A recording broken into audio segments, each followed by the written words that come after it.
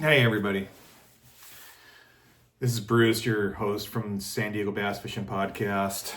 Just a couple of things before we get to the meat of our podcast today with Matt Newman. We have Matt Newman from Irod. He owns Irod, super good interview, great guy, excellent fisherman. Anyway, a couple of things before we get to that real quick. Please like, share, and subscribe. Please subscribe to the podcast. We're looking for subscribers. We did great on the last podcast. We had a bunch of new subscribers, but please subscribe. Okay, so that's out of the way. Next thing, the tree hole rock at El Capitan is like not a foot under the water, and there's no buoy. So we've contacted the city. We're in contact with the city. You know, the Friends of Lakes is on top of it and whatever, putting their best foot forward as much as we can do, as much as Tom can do, myself, whatever. But the tree hole rock at El Capitan, just past the Narrows, past the S-turn, is almost out of the water. There was a boat that ran into it today, what is today, the 7th, I think it is, of April. It's Monday. And so be really careful about that. It's open tomorrow, it's open Friday, but you don't want to, it could cause serious injury. If somebody's going 35 miles an hour, much less faster, it's going to take out a lower unit. It's going to hurt some people. So be really careful about that. We don't want to see anybody getting hurt as far as submerged rocks that are popping up now that they're dropping the water at El Cap. You know, they've been drafting water at El Cap for quite a while now. You know, the guys that go out there, we see it, and it's drafting about a foot a week. And then a couple weeks ago, actually it wasn't a couple weeks ago, it was like last week, the news came out and saying that the city of San Diego is selling their surplus of water. And we just kind of looked at ourselves amongst ourselves, and we were like, what surplus? What surplus of water are they selling? Well, the only one that they're selling, the only one that they're drafting is El Cap. El Cap is being sold right now for profit. I don't know if it's because of this deficit, this budget deficit that has been created or whatever, for whatever reason, but they're dropping the water at El Cap. Rumor has it that they're going to drop it another 15 feet. Now, we only have about 4 feet of launch ramp left, so it's going to be below the launch ramp here in about 4 weeks. And I'm really fired up about this. I'm probably going to get in trouble for saying all this stuff on the podcast. But you know what? This is what it is. This is what it is. They're going to drop the water out of El Cap. We have about 4 weeks of water left for the launch ramp. And once that water is gone, once that water is below the launch ramp, no more launching of boats, no more tournaments, no more nothing for El Cap. And they don't put water in El Cap. They told us this 2 years ago, that they've stopped putting water in El Cap, like buying water and then putting it in El Cap like they do at San Vicente and Murray and whatever, blah, blah, blah. These other lakes. No, all El Cap water is runoff. One of the reasons that they don't put water into El Cap is because it's so dirty. El Cap is a dirty lake. It's one of the reasons it's so good is because it's a very fertile lake, and being dirty is part of the deal. So they don't put water in there because it costs too much to clean it, to make it drinkable. Once they transfer it over to Murray or wherever it goes, they have to clean it, and then they can use it. But El Cap costs a lot of water, costs a lot of money to use. El Cap water costs a lot of money to use. Again, you see there's this whole great big picture. The point is what I'm worried about is losing the launch ramp. Now, even so they're not going to put any water back into El Cap. That means that we won't have a launch ramp until it rains. Now, this is San Diego. It ain't going to rain until when? November, December, January, more than likely. That means we won't have El Cap. We won't be able to launch. No tournaments, nothing until El Cap or until January. Well, the kayakers are going to be really happy because I think you're still going to be able to fish in a kayak and a float tube in El Cap.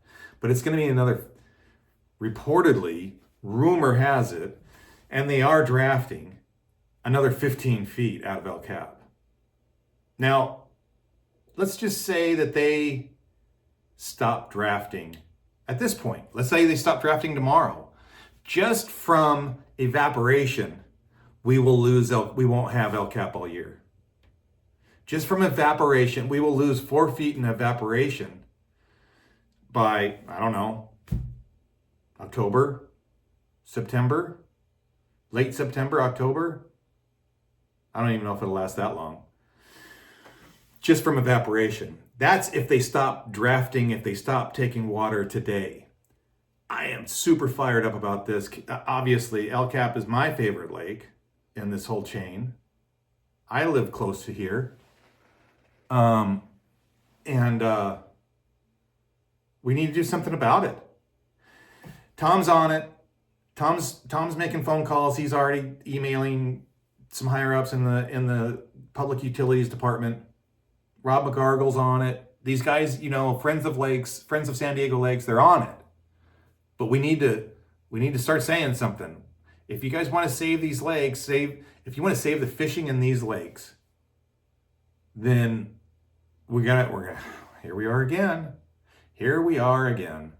Same as last year when we were fighting the budget to keep the lakes open, and the county, thank you, Joel Anderson, for stepping up and forking over enough money from the county to keep the lakes open this year, and which we've put to good use. Man, we had great fishing in January, and we had a lot of fun. A lot of people got to go out there and fish in the wintertime, and that was because of Joel Anderson. And Joel Anderson's office is stepping up again. He's like, his office is sending emails out to these city people saying things. But man. So here I am. I'm using the podcast as a political tool. You got to make phone calls. You got to send emails to the city council. You got to send emails to the supervisors. Send emails to Joel Anderson telling him what you think. It's all on Facebook. All the addresses, email addresses, physical addresses, phone numbers to their offices. It's all on Facebook. Friends of Ralph. It's on San Diego Bass Fishing Facebook, and it's on Friends of Lake Facebook page. It's all there. Just came out yesterday. Help us out. Let's keep these lakes open. Let's continue fishing throughout the summer. I mean, El Cap's ready. Already last week at El Cap was firing during that storm. I mean, it was good. It was good fishing. We don't want to lose that. I'm talking like 30, 50 fish days already. And I'm not trying to blow it out, get a bunch of people there and saying, ooh, or whatever, look at me, catching all these fish. It's not me. There's a lot of people going out there and having some very, very good fishing. Speaking of which, I can give you a quick report. I was at San Vicente today. I had a guide trip with father and son. Awesome. We took shiners. I had a 7-year-old in the boat. His dad brings him out. They've been out, both of them, they've been out a few times with me now. And so we took shiners to San Vicente, which is a great thing in itself. If you guys haven't fished live bait or shiner fishing like San Vicente, it is so much fun. So the 7-year-old, the dad didn't even fish. 7-year-old, 27 fish to the boat, and a handful of them were over 4 pounds. The biggest was like 4.5 pounds. Those shiners, I think we got bit on every shiner. There was one spot that we pulled up on. He literally got bit on every shiner, and it took less than a minute. That kid is ruined. He's a great kid. He's so funny. He loves fishing. But it was a lot of fun. And you should, every once in a while, you should probably treat yourself and go get a couple dozen shiners from East County Bait and Tackle and take them up to San Vicente or, Otay or whatever. Otay is really good. I haven't done that well with shiners at El Cap. Not that I fish them very often. I just fish them in these kind of certain situations where we have kids on the boat or this and that, and we need to, like a helping hand. But it's like it's a lot of fun, and it's just 10-pound test, a number two mosquito hook, a little split shot. Just cast it out there, fly line it. Once you're in the right area, man, it is game on. It is really a lot of fun for the kids. It's fun for me too. Got to net a bunch, and kept us really busy. Had a great day of guiding. So anyway, just throw that out there. Um, anyway, Matt Newman, Irod fishing. Go buy an Irod. Great price point on his rods, and some stellar specific actions of his rods. He has about 20, 25 different specific actions for his rods and techniques. So, great guy. Thanks for listening. Subscribe.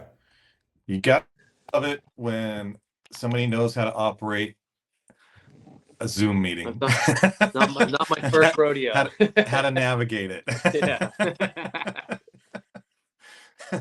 So how you doing, Matt? Very good. How about yourself?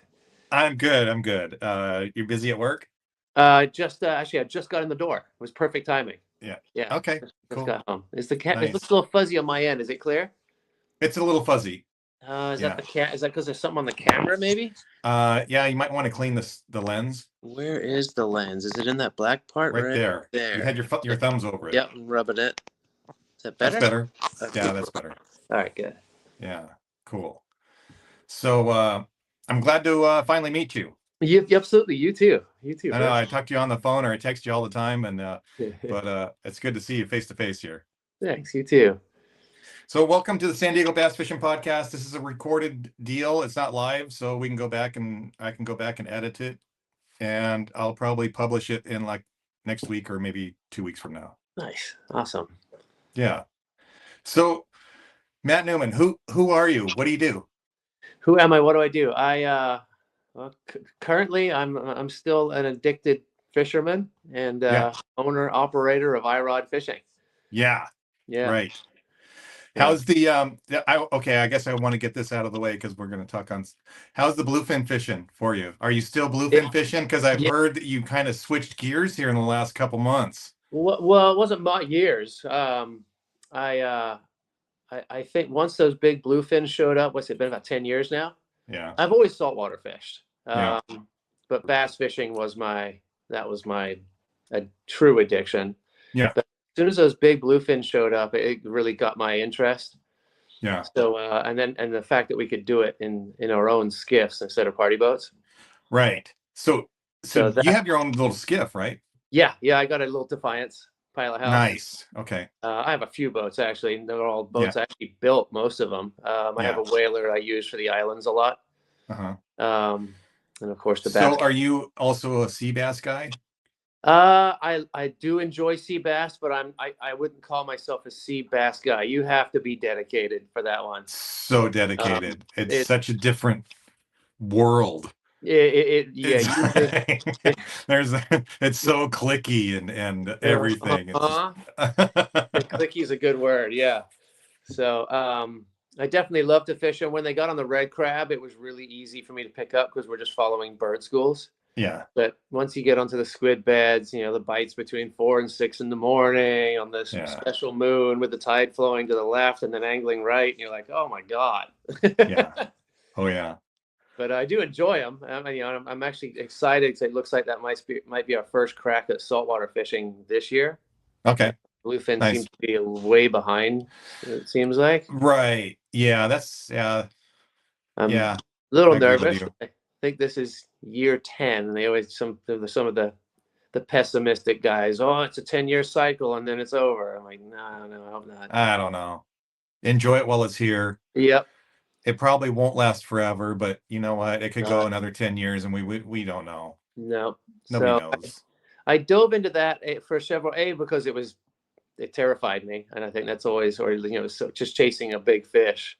Yeah, it was so intriguing. But at the same time, local bass fishing got so bad. Right. We're chasing. Right. Well, for a while it was 12-pound limits, and it's dropping down and down to. Gosh, 4 years ago, it was 1 2-pounder would win a whole tournament. at least in our lakes. Right. So I just quit tournaments. I'm like, I can't do this. And dove head first into the bluefin fishery. Yeah. Yeah. It's more than just chasing the bluefin too. It's the whole, you're 100 miles out, kind of the camaraderie of the boats you're traveling with. Sure. Just kind of like camping on crack. Oh yeah. So oh yeah. So I'm definitely can't wait for that season. But on the other end, I've never seen our lakes this good in 25 years right now. Okay, so now, back to the subject of this podcast. Yeah, which is when you say your lakes, you're talking about Casitas. Casitas being my baby, yeah. And then yes. but all the lakes around here got so much water. Pyramid, Castaic, Piru, they all got so much water. Piru, they jack around a lot. Kachuma, yep. Yeah. But the genes are still there at Casitas, so it's mind-boggling how fast it came back. I have my theories. A lot of guys, how can a lake get this good in 3 years? Right.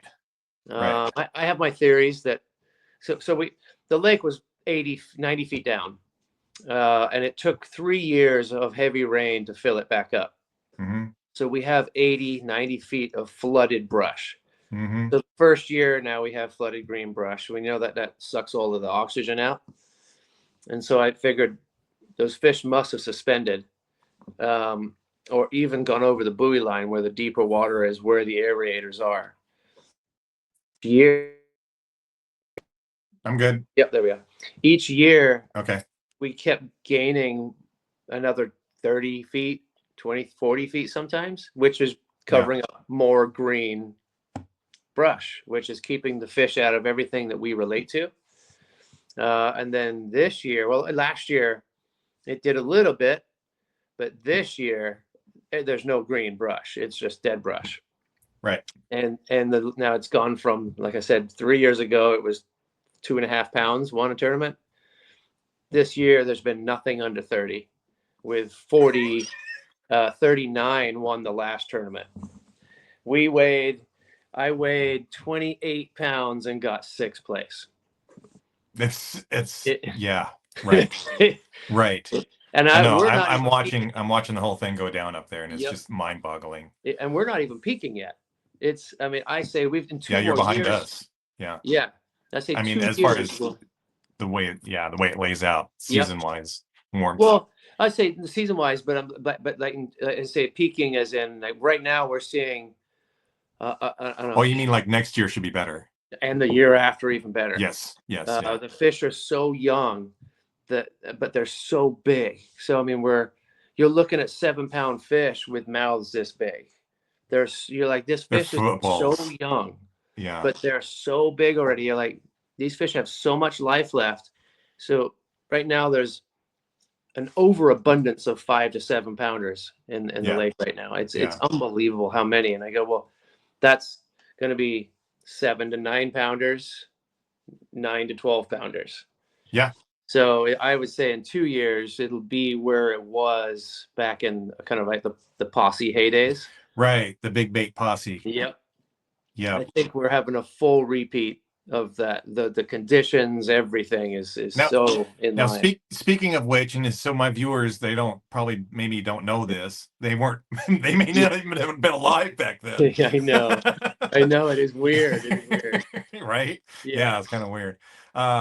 You're part of the Big Bait Posse, that whole glide bait thing when it first hit the scene, and you guys put this video out called the Big Bait Posse, and Iaconelli came out, and you guys did all this thing, and the fishing was just, it was like under wraps, but you guys were exploiting it, and you made a video at the time. Yep. Yeah. It started off with one lucky day. Actually, I had a day.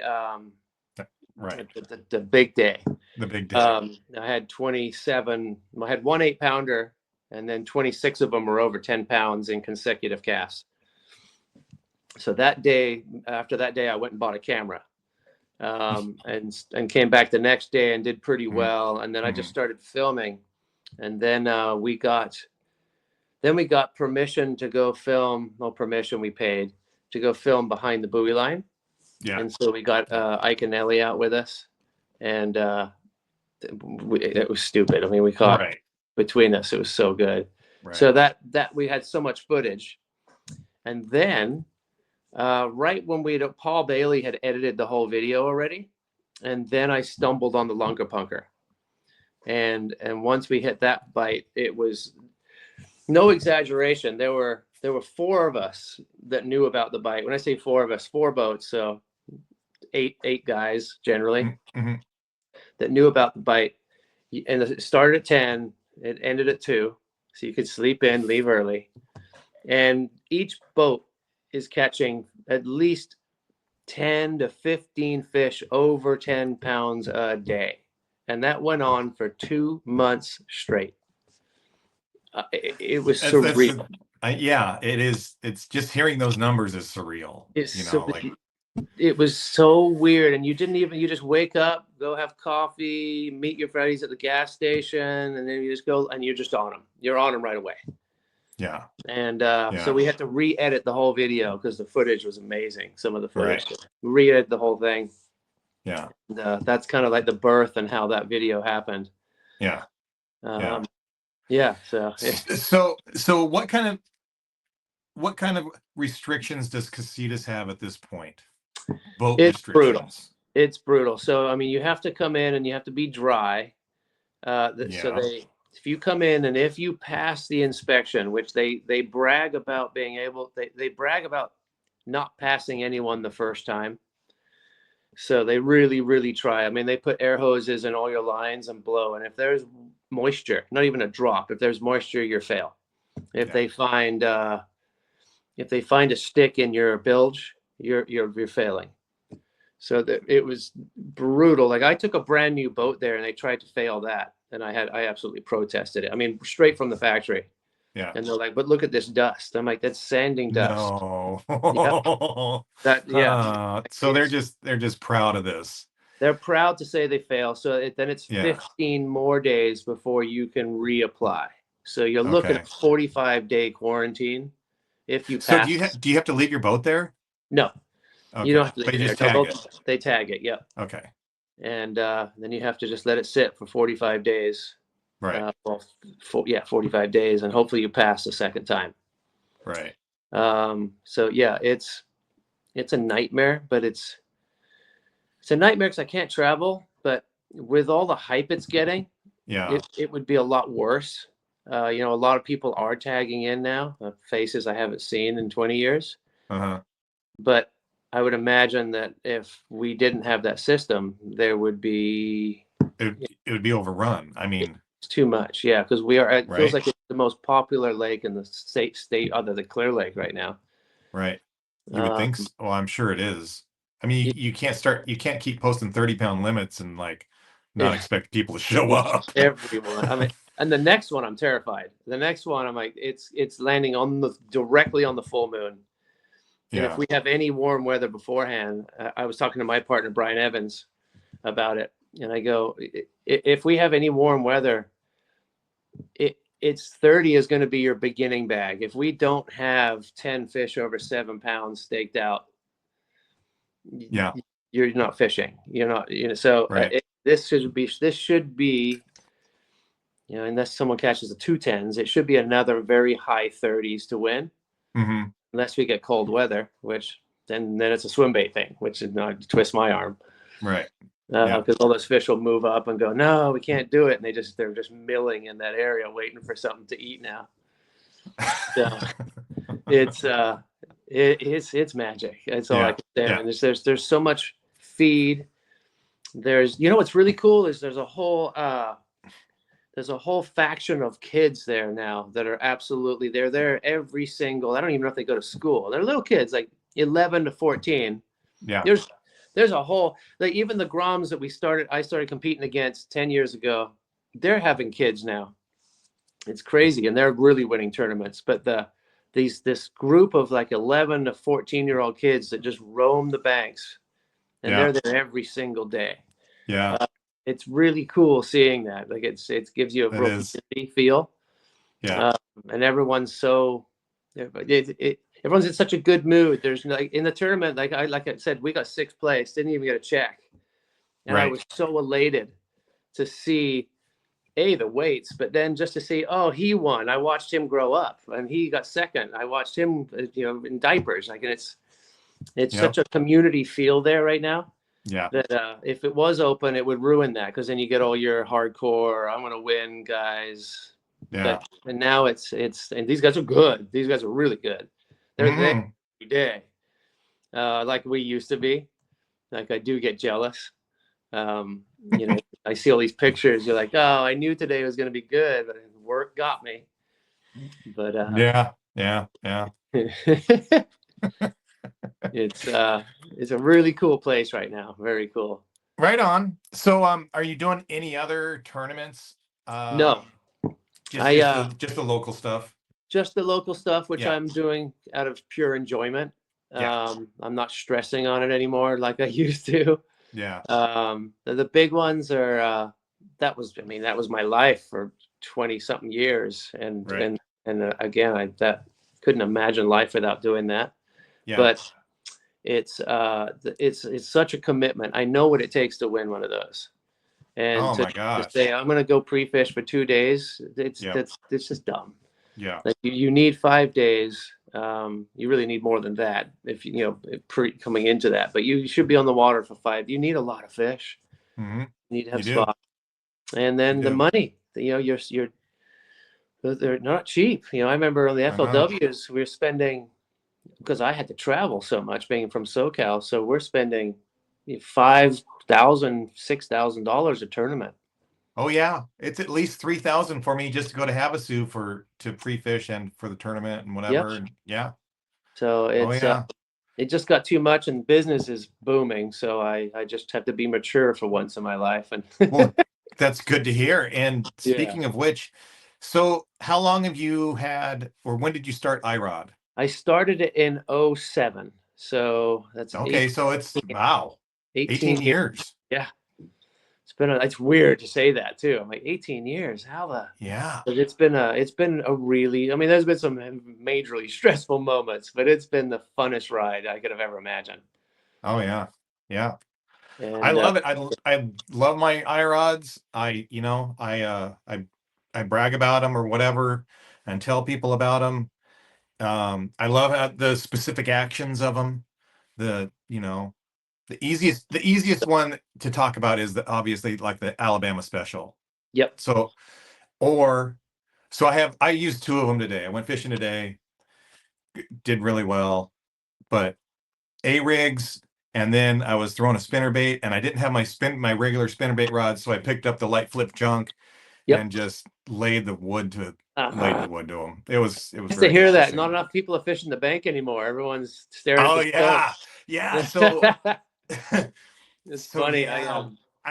Like I said, this video is not going to come out for like a couple of weeks probably. So I'm like okay with talking about it, but yeah. So we were just watching this shad spawn, like shad moving against the bank over the last week or so, and my friends and I are like, okay, here they come. And then a few days ago, I had a guide trip, and we were flipping like creature baits against the bank, and every time they'd flip it in there would be like a shad would flicker, like, oh, this is gonna happen. So we went out the next day, a couple days ago, and I had like 15 in a couple of hours just throwing a spinnerbait. I was like, oh yeah, this is it. Here we go. To this morning, it rained, cloudy, overcast. Oh my God, I caught so many fish. It was crazy. It was good. It was really, really good. Very easy pattern. Every rock that you came up on, just flick a freaking spinnerbait by it and pump it, and a lot of 4-pounders. Yeah, we haven't hit the bank yet. We've been deep. For at least you can go to the bank. You can go 20 and shallower and catch 40, 50 fish a day. Yeah. Most of them are going to be 1 to 3.5 pounds. Yeah. But if you get out, like it's getting shallower each week. I watch, we were out in 60. Actually, we were in 72 foot of water. Really? Tournaments, which I've never fished that deep on purpose. Maybe for the spooning, some of the like a steak or something. But the FFS, you get on it and I was scanning a point. Brian was retying, and no, nothing. And all of a sudden, oh, there's one. So I cast to it, and you're like, why is it taking so long to get to the bottom? And I look down, I'm like, oh, we're in 72 foot of water. What are we doing? But there's the fish. Yeah. So that's neat. But each tournament, it's getting like 10, 15 feet shallower. So I think it's going to pop here on the next one. Yeah. But speaking of, I was talking to Marty Stone last week, and I go, what's your take on FFS? And he goes, man, I'm loving it. And I go, really? I wouldn't expect you to. And he goes, oh, I'm loving it because I'm making so much money on a spinnerbait. Everyone's out in the middle. Everyone's yeah. Middle. He's like, I got the whole shoreline to myself. So yeah. I just picked up a couple of his series of rods, and I'm giving them a try out.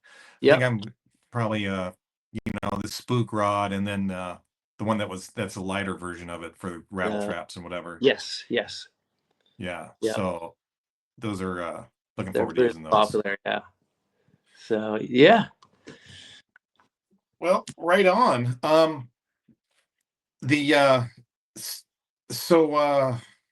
You're a Bass Cat guy. Yep. I've been with Bass Cat for a while. A long time. I would say, I mean, my first Bass Cat was probably 30 years ago, and then I won a Bass Cat right after that, and then I got. Oh, well, that helps. It was really nice. Yeah. And then I've been on pro staff since, really, and it's been it's so nice because you can call Rick, the owner. Yeah. Still I can call and he answers, and we can shoot the shit about boats. And the company, the boats. So which one are you running right now? I'm running the Puma FPD still. Oh, you are? Yep. The narrow one. Yeah, it's 96. Oh, really? Yeah. Oh, okay. This is not as narrow as I thought. Yeah, I think it's 95 or 96. I mean, we can stand two guys, won't wobble the boat. It's not like a Champion or anything. And but it's fast. The one I have now, I got up to 82. No kidding. For the 250. 250. Yep. Wow. It's fast. I mean, that was the Delta, so you're at sea level. Yeah. Clear Lake, you're a little slower. Yeah. But I can't imagine ever fishing another boat. Everything I've heard about Bass Cats is just top. Yeah. No, top of the line, top quality, fit and finish, everything. I like the foot pedal. You're right up front there. It's good boats, and it's still family. So it's really neat. Good boat. So what's the future of Irod? Do you have anything coming up? Do you have any new rods coming out? There's always something. Yes. We got one rod. I mean, I got a lot of new rods coming. Actually, on Monday we have a shipment coming in with a lot of new rods. But there's one rod I'm really excited about, and it's something I don't think anyone's done before. And it's a 9'2" cranking rod. No kidding. It sounds dumb. The Chris Bugery, he's one of my pros back east, and he was winning a lot of tournaments strolling. Cast the crankbait out, keep the bail open, and then troll the motor away. Well, so you have a full spool. Empty spool, I should say. Yeah. But they banned that in most of the tournaments. Yeah. So he was like, I need something I can really cast and get any extra footage. So I mentioned that I brought my jig stick to the lake, my iron rod, and I had an iron on it, and I casted it out, and it just gave me the giggles because I casted that 3 points down the bank. Yeah. Oh my God! Like when you're on a lake, you really feel how much further you're casting. Isn't that kind of crazy? Yeah, right. Like, because I've done that I had a Sabre 530 or a 100J or whatever, and I took it to go striper fishing. I'm like, maybe I'll just try this for striper fishing. So I took it out to Skinner, and I started slinging that thing around, and it's like, wow, this goes so much further than you think it goes. Far. Yeah. So we made a 9-foot prototype, and then Chris wanted to add 3 inches to the butt. of the rod, so it came out to be 9'3". Now it's a detachable handle, so it'll still store well. Yeah. But it gave me the giggles. You put 10-pound line on there, or even 12-pound line on there, and we were fishing a lot of big cranks this year. Yeah. And it's gone. You're like, oh my, what an advantage. Oh, especially when you start throwing those mega bass ones with a linear sliding weight. Holy crap. They go so far. So far, I agree. Yeah. So I'm excited. People are like, that's crazy. And I go, you'll say crazy until somebody wins with it. And then you realize the advantage that you're getting with that kind of rod. Because our biggest rod now is 7-11. Not big, but 7-11 for crank rod. And that extra foot in the bit, because it loads up really deep too, so you don't break your arms or shoulders. You get a really deep load, and I'm excited. Just the Harnell of crankbait fishing. What's that? It's the Harnell of crankbait fishing. Yeah, I mean, it's fun to say. I really think, I don't know of anyone that's done it, and it's legal now too. Because before it was 8 foot was the limit. Yeah, but they've taken most of the limits away in most of the tournaments. So I go, this is just gonna be fun to market and promote this rod. So yeah, that's why Sage had bass rods, and they made them a certain. They made them under 8 feet at the time. They made them like 7, 10 or whatever, so that they were legal for bass tournaments. And I know those guys up north at Shasta and whatever, they won that one tournament with their fly rod. Float and fly and whatever. Yes. Yep. That was a few years ago. Yep. There's still a lot of tournaments I won on that. Yeah. But so we got that. We've got a lot of new saltwater rods coming in. Yeah. And you have the new line of ultralight rods. Yes. Right. Yeah. Yep. We got those, which I was shocked. I had my mind on it for about the last 4 years, maybe a little bit longer, but I finally just went, I just got to do it. We're really growing the company in every direction right now as fast as I can. It's just fun, and we can. And so I finally said, let's pull the trigger on this line. And we're out of them right now, and we haven't had them very long. I mean, the first week we were 70-80% out. Yeah.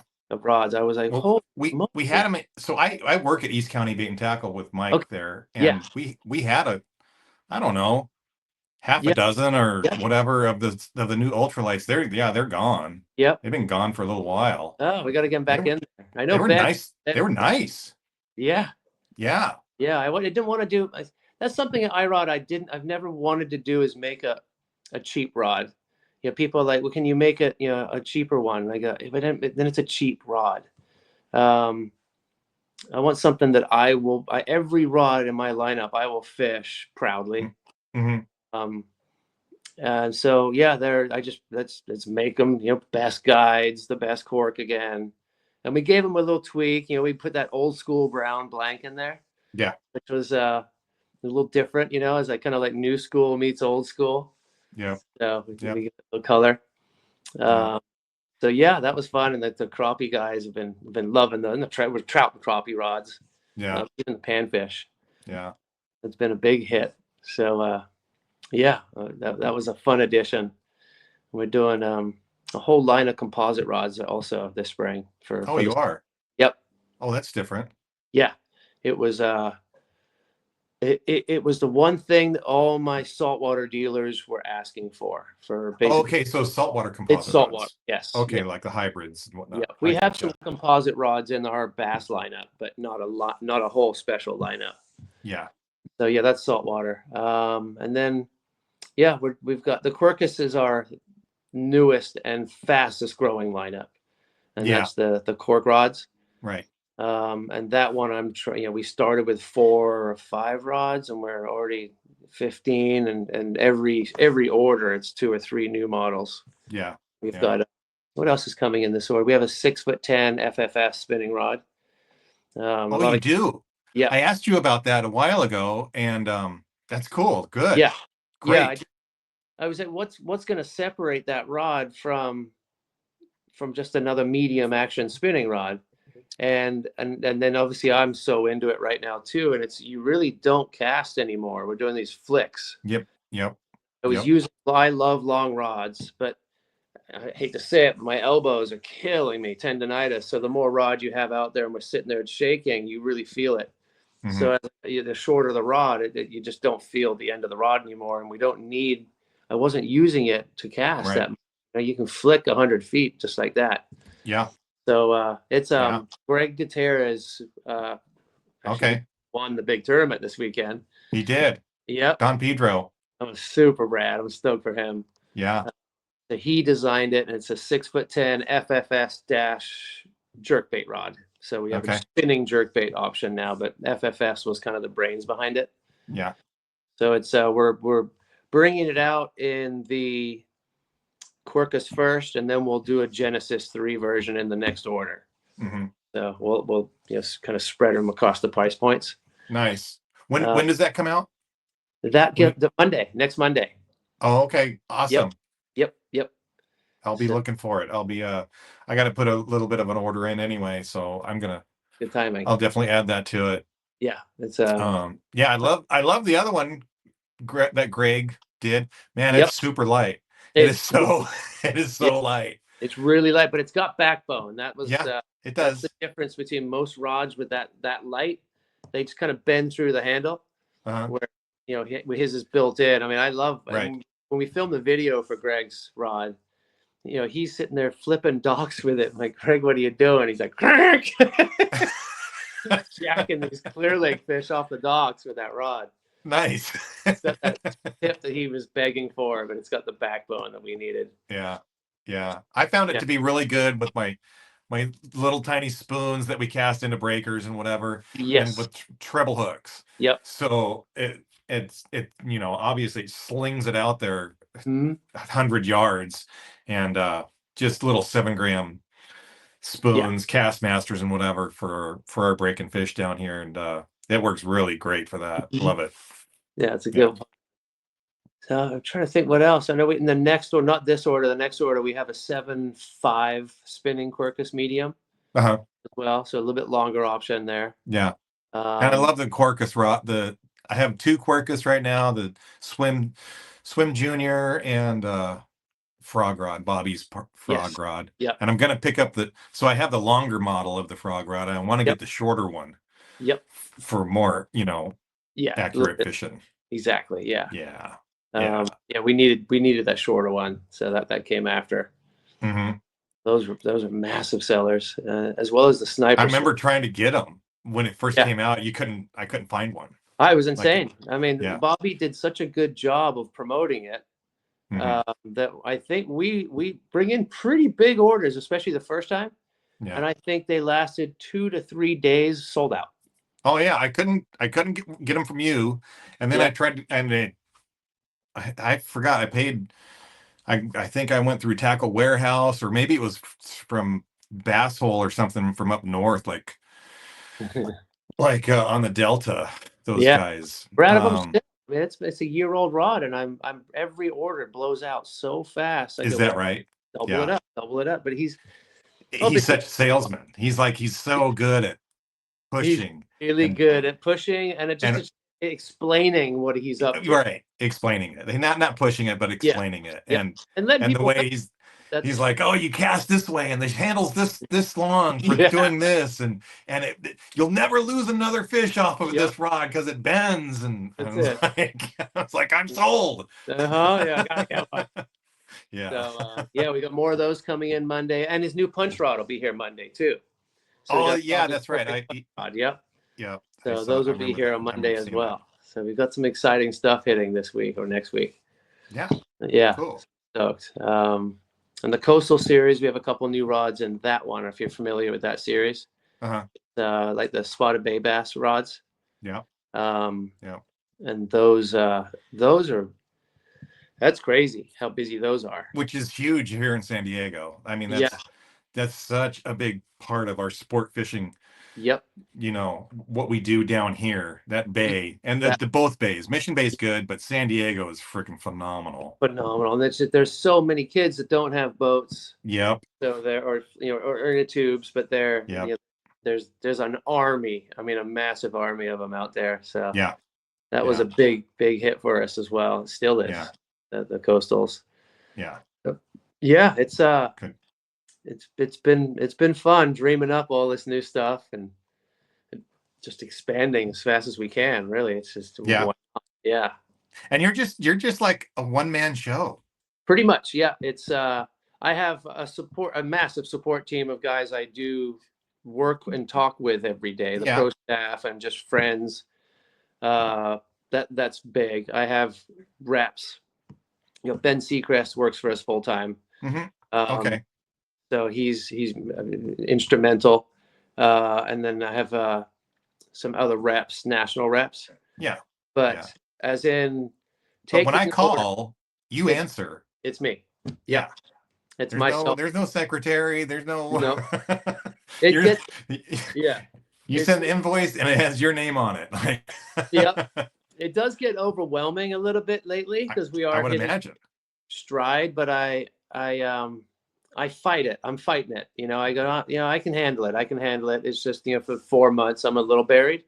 Yeah. But when you start bringing in other people, things go wrong, and I just dread that. I hear the stories, and I go, as long as I can handle it. Now, if we double in size in a few years, someone's going to have to run the warehouse. I know that's going to be the first thing, and you know, I'll have to get someone on the books. But I don't mind. You know, my day is broken into chunks. You know, I get up early and take the orders and my labels, and then warehouse, and then the evening I just do all my accounting. And it's I don't mind. I don't mind. You know, I can take off a day or 2 days. I mean, if the wind stops, you're getting my point. Unfortunately, but no. April's coming. It's usually pretty windy in April. You might be waiting another month. They're calling for 40-mile-an-hour winds tomorrow down here. Oh yeah, I don't doubt it. Ugh. Yeah, it rained all day here. Yep, it's been sitting on us for a few days here, so it's gonna clear out tomorrow. Yeah. So no, I feel blessed every day. I really do. I've had some pretty miserable jobs in my life. I've had some amazing jobs too, but I have this one. I go, I don't know what I would do. And it was really, it was a little bit of luck too. A lot of luck and knowing the right people, how I got started. Yeah.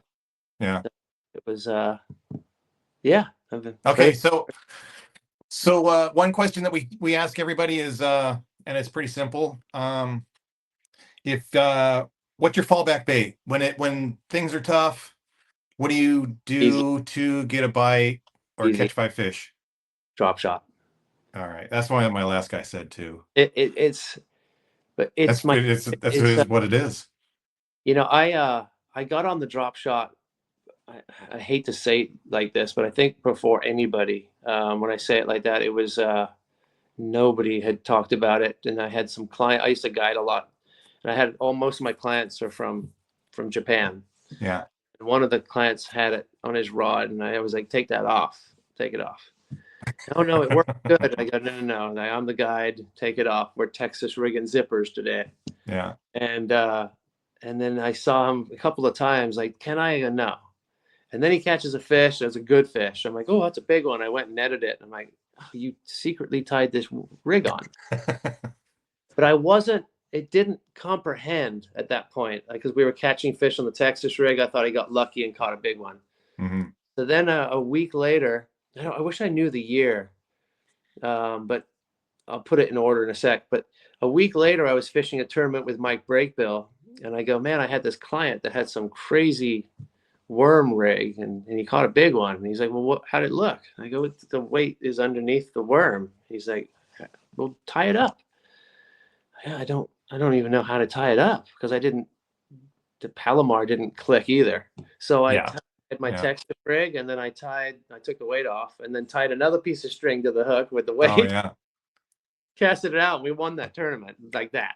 No kidding. Well, I mean, it was fishing live bait. When I was fishing it for the first year, there was obviously nobody. The only person was Greg So Mike, my break bill, was working with Greg Stump. So Greg Stump then was in the loop, and then Aaron Martins. And then Aaron was the one that went and won one of the Bassmasters with it. And this is, he was the first person ever. Greg Stump. Yeah. As in the filmmaker? No, as in the owner. Okay. Yeah. All right. Yeah. Or the past owner. It's sold now. Yeah. So yeah, and then Aaron took it national, and at the same time, Joe Aribi had got wind of it as well. And if you know him, we should know. Oh, we know Joe. Yep. I know Joe. He's a powerhouse. Actually, wait, you're probably, maybe, are you talking about senior or junior? Junior. Yeah. Oh, okay. Yeah, he's a powerhouse. You know, we fish Havasu a lot, so I see him. Yep. I see Joe. I've been competing against him. Yeah, he's been. We've been bumping heads since we were little kids too. Sure. He was that good and dedicated back then. His whole family is just a fit. Yeah. I've interviewed Rachel a number of times. She comes and speaks at our Bassmaster club. Yeah. You know. Yeah, Rachel's great. So that was really fun. So the drop shot, it's so obviously I had such a fun beginning, and it just works. I mean, even in the last tournament, we weighed some of our fish on the drop shot. Yeah. There's certain times a year still works. It's enduring. Yeah. Is you'll see, like the A rig has really had its popularity, and then it kind of dipped. Yep. Granted, we catch a lot of fish on it still. Yep. But it's not as good as when it first came out. But the drop shot, I mean, it just keeps catching them. And good ones, big ones. I mean, I honestly, the last interview I just did yesterday on the podcast, the guy had a 14-pounder on a drop shot. There you last week. Yep, that's a big piece. It was a big one. I've probably caught 30 fish over 10 pounds on the drop shot. Yeah, but there are times, I think the first tournament of the year, I kept picking it up and it wouldn't catch a fish over a pound. So do you use, I would imagine you use it from anywhere from 4 inches on up to 10-inch worms, or everything in between, or what do you do? Simple. So for the most part, say simple. I try to simplify everything, overly simplify everything, because I feel like as fishermen we over complicate everything.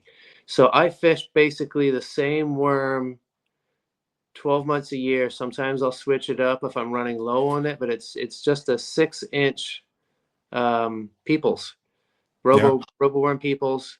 If I'm at Clear Lake, I'll use a big hook with the fat worm, and if I'm anywhere else, I usually use like a light wire 1/0 with the thin, with the regular worm. Mm-hmm. And then if the water's really dirty, then I'll go with the Aaron's Madness or like a Margarita Mutilator. But I don't leave that 3 colors anymore. Yeah.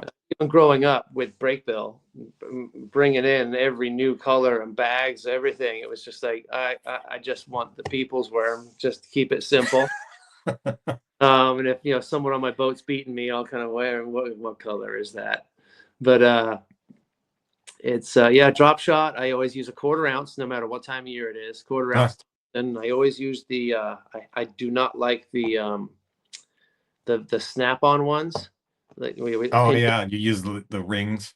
Yeah, I want you tie them on. Yeah, I want to tie them on because you get stuck a lot, and if those things just cut your line off, and you're going through weights like crazy. So the Picasso tungsten ones that come with the tie. Yeah. So speaking of those weights, the one with the eye on them, do you use a free rig very much?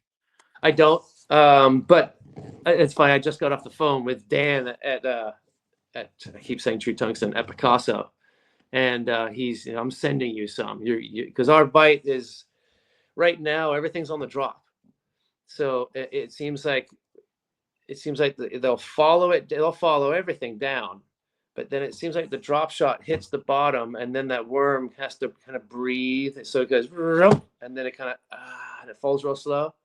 And I swear that's the trigger. I don't really work a worm anymore. I just fish the drop. That's all I do. And Dan was, you need to get into this free rig. It sounds right up your alley. So. Oh, you haven't been fishing it? I haven't. No, I'm a very creature of habit. Unless it's like taken over down here. Mm-hmm. It's like the new drop shot, Yeah. or I should say maybe the new Nico rig, Okay. because Yeah. there was it's still, for me, it's still like, if you're gonna get a bite, it would be drop shot, Nico rig, and then free rig. But the free rig is like taking over the Nico rig. It's Right. like moving towards the drop shot of getting bites. Yeah. And it's a lot of creature baits, but you can fish worms with it. Mm-hmm. You can use anywhere from 3/16 to 3/8 to half ounce, Yep.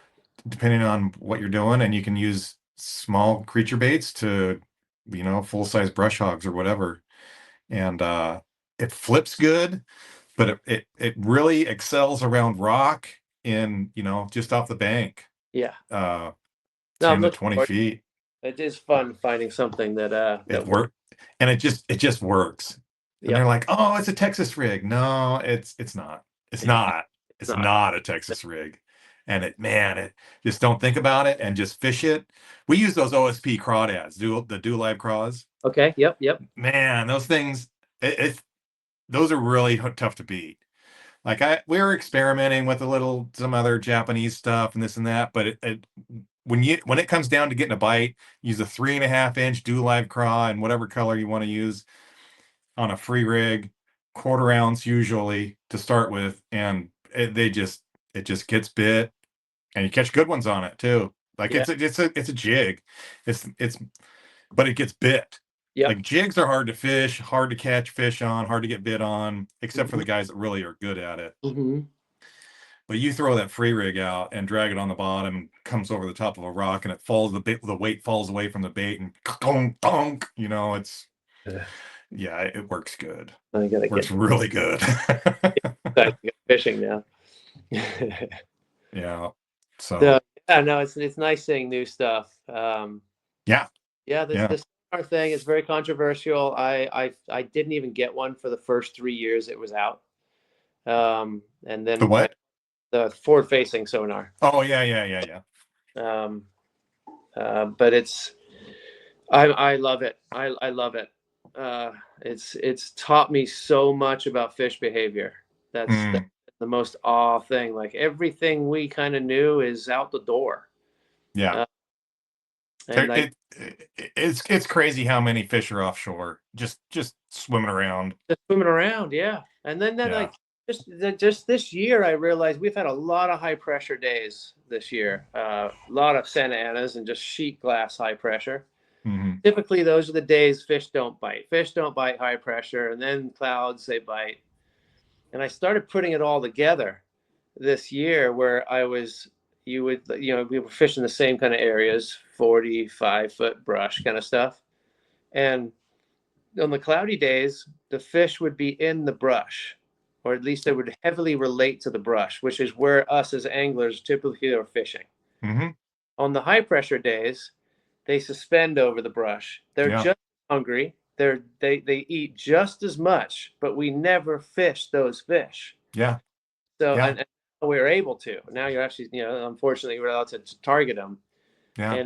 and that's been really neat seeing that. I mean, we're doing a bunch of stuff I probably won't talk about, but me and Brian, my partner, he's really good with it. But we're not using it. We are like you see Milliken doing it, where he's Hmm. connecting the dots. Brian does that a lot, but we're doing a lot of different things with it now. Um, I can't really say. I'll shoot myself Yeah, in the. don't worry about it. No, I don't want you to say. I will say that think outside the box, and it really it has some really good points. We're using Yeah. it, not Yeah. connecting dots with it. And it's been really fun, and it just speeds up the learning curve. I mean, every day it's amazing how different the fish act day to day. Hmm. Before, you could just write it off as the fish moved. You pull up to your favorite spot and you don't get bit. You're like, they were here yesterday. They're still there. Generally, they're still there, but they might be just acting different, or they want a different bait. It's pretty spooky how Yeah. day to day, without even a big weather change, can change things. But it really does allow you to cover water. You can pull up to a point. I won't even pick my rod up. You sweep around and you're like, no, It's just not worth it. You might be right. That's yeah. that's what it's come down to a lot. Yeah. A lot. I Like can you say don't even make a cast. You just look around and it's like, oh, they're not here. here. Yeah. Why would you make a cast? Exactly. I mean, I had some of my old school friends, that still kind of fishing old school, and they're like, "Man, this is brutal." I'm like, "Well, we got like 30 bites." Well, I fished that point and that point for like 30 minutes each, and I go, I scanned both those points, and there was not a fish on them. And you went there and fished 15, 40, 60 foot. There's nothing on them. You got to get 4 points down, and there was loaded. Yeah. So. Yeah. It's been fun, but I do see the negative. I mean, like, the classic was kind of boring this year a little bit. So did you see the interview? I forgot who it was. Pete Reese? No. And they were saying that forward facing in Japan is already past. They're already past it because the fish got used to it so quickly. Yeah. And that you can't even hardly use it anymore because as soon as you get near a fish, they don't bite. Yeah. I mean, I know we're not there, not even close. I don't know how I'm torn because I love fishing off my graph. I mean, I'll keep a rod across the bow of the boat as I'm fishing, just staring at this is old school down graph stuff. And as soon as you start to see it, just the tail basically of a fish coming on the graph, you burn this in and drop that down. And they're on, they're under there. And I've been doing that for 35 years, 40 years. Yeah. No, I know, like I've watched when we first got it, obviously with the 32, your main zone was not really much further than 30 foot. And I started noticing the fish were really starting to follow too much, follow and peel off. Then you get the 34, now we're going out about 120 feet on some of those on a good day. And so I've had to fish those fish further away, get them maybe to bite a little bit better. But is it because we're beating up the fish more? Like the fish there's got to be fish on these lakes that don't see a bait for months and months and months. Yeah. When I heard that comment, what clicked in my head was that there was so much pressure and so much technology in Japan. There's not very many lakes. They got biwa or whatever. And they've conditioned their fish much more faster than what we have. Compared, they don't have Sam Rayburn. They don't even have Casitas really, or Kachuma right next to Casitas or whatever. We're crowded, but we're not that crowded. Yeah, I guess you could say it's true. And I would say there's really 10% of the anglers are really using it correctly. There's that too. Yeah. I mean, I don't feel like I use it. I definitely don't use it to its full extent. Yeah. And so I'm just, I'm not using it, I would guess you could say, not correctly. Yeah. Yeah. No, I mean, I'm sure I got a lot to learn, but I dove into it, about 3 years ago, I guess, maybe a little bit longer, but I really dove into it 3 years ago and watched what Ben Milliken was doing. Yeah. And it's undeniable that his success. And even with with big swim baits, he was really awesome. Yeah. So I've embraced it. I'm enjoying it. I see the damage that it's doing to tournaments, to watching. Well, but I don't know. I mean, to the live Bassmasters going through this whole thing, and then they're got new rules for MLF and this and that. But I mean, those guys, they're catching them. Like they're catching them. Yeah. I like watching Koya Fujita at Toledo Bend shake a minnow and catch 7-pounders and catch them. Like he's catching them. Well, he's using gear too. That was something we had to really think about on that FFS rod. Is what is that? What is it? You got guys fishing 6-pound and 1/8 heads, and you've got and then you guys have pound and 3/8 heads. Yeah. So I was like, I don't want to do a whole massive lineup of these rods. I can fish 6-pound. I can fish 12-pound on this rod. It's very comfortable, and it gives you a good range because all the action's in the tip. Yeah. Yeah. No, he was the one. He was different. He was very different than all the other guys were hooking him, but then they're fighting him for 10 minutes and then losing him and all that. He was railing him. Just and then you see after the tournament, I'm like, oh, he's big weight, big line. Yeah. He ain't messing around, and it didn't matter. Yeah. So in the trees. Yeah, that was fun to watch. It was cool. Yeah. So yeah, I just, the guys using FFS, they're catching fish, and granted they're looking at a screen, but I mean, you still got to catch them. Yeah, you still got to catch them, or you could sit there and watch a guy flip down a bank and not catch anything. Yep. And you're still watching him not catch anything, instead of just watching him look at the screen. I don't know. I don't have any problem with it. No, I don't. I like it. I'm all for it. Whatever. Yeah, I've enjoyed it. Yeah, I say that they're going to have this thing pretty soon, but it'll be 300 feet. And I think that's, oh yeah. Those saltwater transducers and whatever. Yep. Yeah. That's the big complaint is there's a lot of lure companies right now complaining that they can't survive off of jig head sales. Yeah. And I think it's a cycle. I think it'll cycle out where people are going to get bored of fishing a spinning rod with a jig head we're bass fishermen. We like to kind of mix it. Right. But once you hit 200 foot, it'll open up all your lures now. When you'll be able to scan out and see fish at a full DD22 cast or a spoon. You can cast those so far, and we'll be able to use these other lures now instead of like, well, the fish is just right here. I gotta. Right. That's the best lure for that. So yeah, I think there's going to be a lot of growth coming with technology getting better in that will open the lure market back up. Yeah. Because I can't keep they've had. I see it.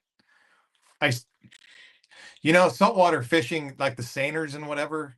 Yep. They've had 360-degree live sonar for 20, 30 years, 40 years. I think that's off subject, all the same subject, but I would say, it is off. It's different, but yeah, but I say, I'm going to say off subject that for the skiffs, how, like traditionally so many skiffs are chasing party boats. Yeah. That's going to, I think the skiffs will have full proper sonar available to them, like proper. Oh yeah. Or how far does sonar shoot? Quarter, eighth of a mile or something? Like it's 1,600 feet. Whew. 1,200 feet. We usually, but usable range was like 400 to 600 feet. Okay. Yeah. And that way you could still see good definition, because you start standing 1,600 feet, and then all of a sudden a 20-ton school is the size of a pencil eraser. It's you really have to see some sizable things, and you're not seeing individual fish. Like sometimes, you'll be scanning around and you got to see an individual fish, and you're just clipping the top of a school or something, and then you drive over there and see it. Yeah. So I think especially when you're around the islands, obviously when you're around the islands, you're fishing 400 feet, 500 feet anyway. It's just right there. But yeah, I say that, but I think that we'll all have them in our skiffs in about 6 years. Oh yeah, undoubtedly. Oh, they'll get cheaper, and just the way technology goes. That night bite's so fun, and you just can't do it when you got to get really lucky. With an up and down. Yeah, on the up and down. Oh yeah. So to find a school like that. No, you got to have a sonar. Yeah, unless you're on high spots. But yeah, so I think that's going to change the whole sport again for saltwater fishing, and the bass fishing ones are going to get so good, so detailed. I mean, I'm watching fish's tails when they're going down on my jig in 40 foot. Yeah. And I can watch my jig bouncing off of branches as it falls through a bush. Yeah. And you can see the fish going down on it like a bedfish, where they would go down, and you can see their tail like this. You're like, Yeah. oh, he's gonna bite, like, and it's just Get the net. yeah, literally, I get, and they said, "What are you doing?" And I go, "He's gonna bite." I'm in the hook set. He's gonna go. He's gonna go. Like donk. So yeah, it's amazing the clarity. Yeah, already you can see their moods now. Already. Yeah. You can exactly. You can see their moods. Yeah. You Yep. can like the way they wiggle, and you can see their fins start going. You're like, I got this one. I got this guy.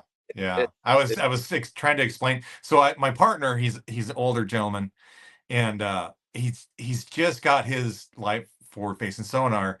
And in the beginning, of course, he didn't. Oh, it's too much. I don't get it. Blah blah blah. And then I showed him something that worked really well, and I'm like, you're using a jig that's heavy, and you can't see it because it sinks so fast. It just, you're not seeing it on your sonar. So in the beginning, just throw the Cinco out there, and then you can see it, and you can find it, and then you can target the fish and throw the Cinco out there and see it, and blah blah blah. Man, when I showed him that, it was like a light bulb. He won't. He won't. That's all he wants to do now. Like throw a thin Cinco at a fish that's 40 feet away, 50 feet away, and just watch it sink, and just like, oh, it works. Obviously it works really good. Yeah. But now I forgot what I was talking about. but so the mood of the fish. Yeah, so I was trying to explain. So this last tournament, we went into one cove, and the fish were totally different than the rest of the lake. They were just acting different. They were in the top 10 feet. They were moving slow. You could just see that everything was different about this cove for some reason, the fish in it. Yeah. You could throw it out there, watch it sink, and they would come over and eat it. Yeah. Like I'm telling them this. I'm like, this is the way, this is it. I mean, this is where they're at. They're acting right. They're all set up right. They're at this level in the water column, and we're gonna do some business here, Yeah. The mood of the fish is really something. And you can suss it quick. Yeah, real quick. Pull into quite the opposite and just go, no, we're out of here. Like two casts, you're like, these guys suck. Yeah, this ain't gonna work. Or you can now tell the difference between a carp and a bass pretty quickly. Yeah. So it's catfish, gizzard shad. Yeah. It takes a little bit of time, but it's just like a saltwater deal. You can tell by the actions of the fish and the accumulation of knowledge that you're that was another thing too, is people are like, well, what's that? What's this? What's that? And how do you know that? I said, well, I don't know that for sure, but I do know that it's set up in a certain fashion at a certain depth the school is a certain configuration and this and that. And that's telling me that that's a calico bass or a yellowtail or a largemouth bass or a striper or gizzard shad or whatever. Yeah, that's how you tell. So where will we be in 10 years? Good grief. Oh, well, you'll be able to see the outline of the fish. Oh, you'll and he opens his mouth and that's on the left side. He's got a bad eye. Yeah. Right. Yeah. So it's it's neat. It's it's good. We're always evolving. I'm glad I've stayed in the loop, like it's been 45 years of being heavily addicted, and it's cool to see where I was then to where we are now. It's crazy. It's crazy how far we've come. But there were some chunks of time that didn't move, but I think we're full speed right now. Oh yeah. We're watching just the kids and everything, like you were saying earlier. Our kids down here are the same way. We've got this group of kids that are, what are they, 15, 16 to 18, and they're starting to really place well in the money tournaments. Not just the juniors. They're in the junior club too. But now they're just this week, Brennerland, Ryderland, John Fonseca, these guys, they're like posting 18, 19 pound bags consistently at tough lakes. Yeah. Like, oh, I just got a 6-pounder half an hour ago. I just went out in the middle of the cove and I saw one. I flipped my jig out there and I caught it. Like, what? No, you got Yeah. come on. Really? Yeah. Yeah. Yeah. It's cool seeing the kids come up. It makes you Oh, they're so good. Yeah. I'm feel super proud of them. like you just, as long as you embrace it, I think it's because competition kind of wears off a little bit as we get older. I think you lose your competitiveness. So Yeah. Yeah. It I'm changes. still hungry. Don't get me wrong, but I was for a team tournament, I'd be there 3 or 4 days as well. Yeah. Now you're Yeah. like kind of cold. Maybe tomorrow. Yeah. All But right, man. I know you're busy. I'm going to let you go. awesome. We Thanks for got an hour and 10 minutes here, so or whatever. And thank you very much for coming on here. That was a big deal. absolute pleasure. Enjoyed it. Yeah. Thank you. Yeah, you're welcome. Talk to you later. Take care. Thanks. Bye. All right, see ya.